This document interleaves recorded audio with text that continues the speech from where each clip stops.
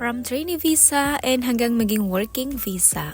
Paano nangyari yon? Sa video nito, i-share ko sa inyo kung paano nga ba ako nagkaroon ng working visa. At kung bago ka nga pala sa aking page, welcome to my digital diary. Si Princess here. Sure. And without a further ado, nag-apply nga pala ako sa Pilipinas sa Prudential Employment Agency or tinatawag nilang PEA. Ayun, dun nga tayo binigyan ng employer. At yung first visa, ayun yung tinatawag nilang trainee visa or yung TITP, Technical Intern Trainee Program. At ang kontrata ay 3 years. So sa 3 years na yun ay hindi ka pwedeng umuwi ng Pilipinas, kailangan tapusin mo bago ka magbakasyon. Or else na lang, kung may mga important matter or mga emergency, kung hindi mo na kayang tapusin ang 3 years, pwede naman. Fast forward, natapos ko nga yung 3 years. And ayun, offer nga sa akin ng company, meron na akong 2 years or di kaya working visa. At kinuha ko nga yung extension na 2 years, yun yung tinatawag nilang Sanggo. Meron naman kasing offer sa akin na working visa, pero ang kinuha ko ay yung 2 years. Madaling lumipas sa mga panahon, natapos ko nga yung 2 years. Next naman na offer sa akin ay yung working visa. At ang total, pangatlong kontrata ko na nga to. Una, 3 years, pangalawa, 2 years, and ito na ngang working visa na 5 years. Ay, di ko akalain na magtatagal ako dito sa Japan. Pero in fairness, ang ganda rin naman kasi dito sa Japan na kahit sabihin nating mataas ang cost of living, ka rin naman talaga basta masipag ka lang magtrabaho. Kahit mababa pa ang palitan ngayon,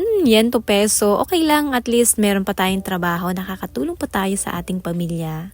At ito yung aking kwento kung paano ako nagkaroon ng working visa. Yun lang, salamat sa panonood. Bye!